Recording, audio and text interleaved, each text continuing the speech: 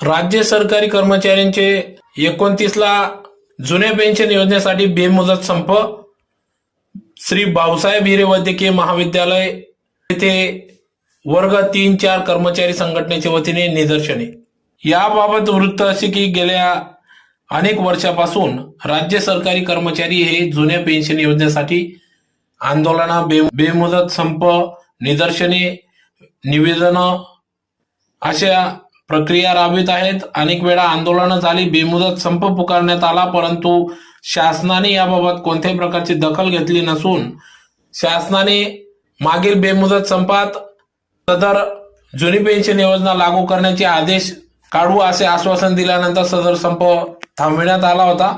परंतु तसे अध्यादेश निघालेले नसल्याने अध्यादेश काढण्यात यावे यासाठी सदर 29 ऑगस्ट